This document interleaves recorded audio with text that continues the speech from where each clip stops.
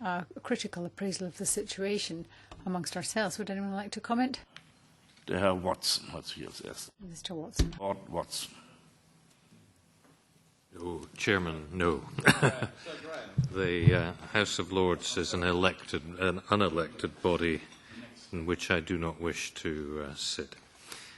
Chairman, thank you very much, and I think your opening remarks reflect what many of us here feel about the current situation in the Gaza Strip.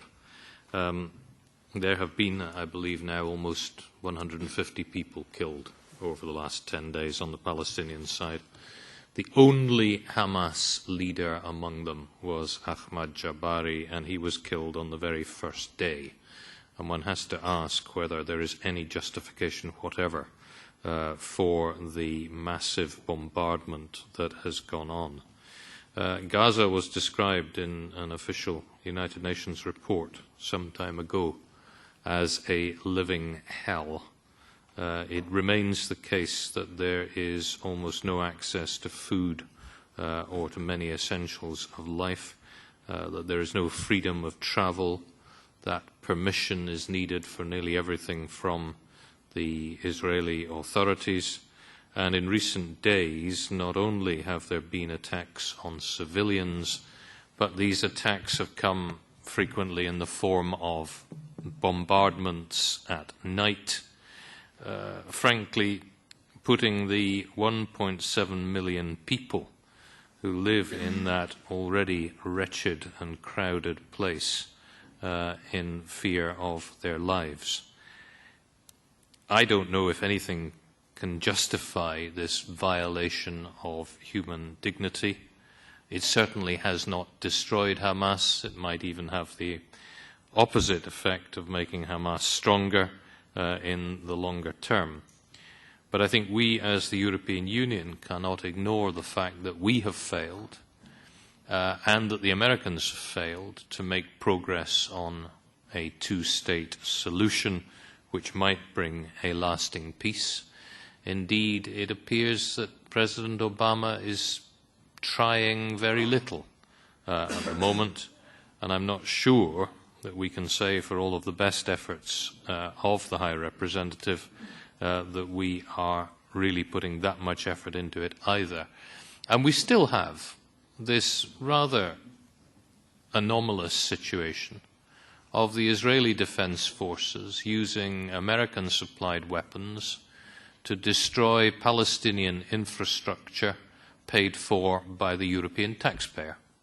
Anywhere else, that would be considered to be a proxy war between the United States and the European Union.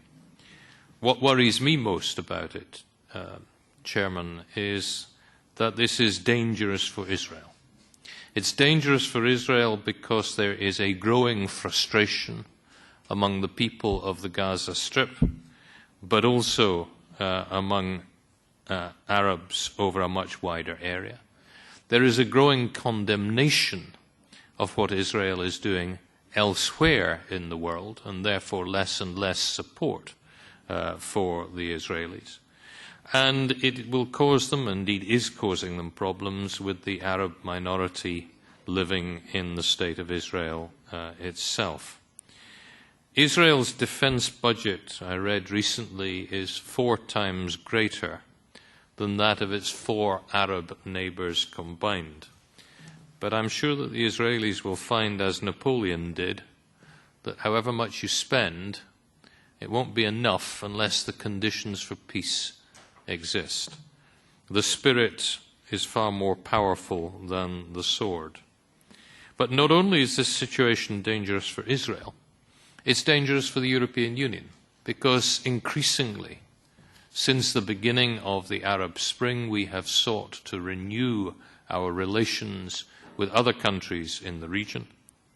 And yet the fundamental problem, in many cases, of our apparent support for Israel and lack of great apparent support for a rapid solution is going to make it more and more difficult for us to establish the kind of relations with these countries that we will need.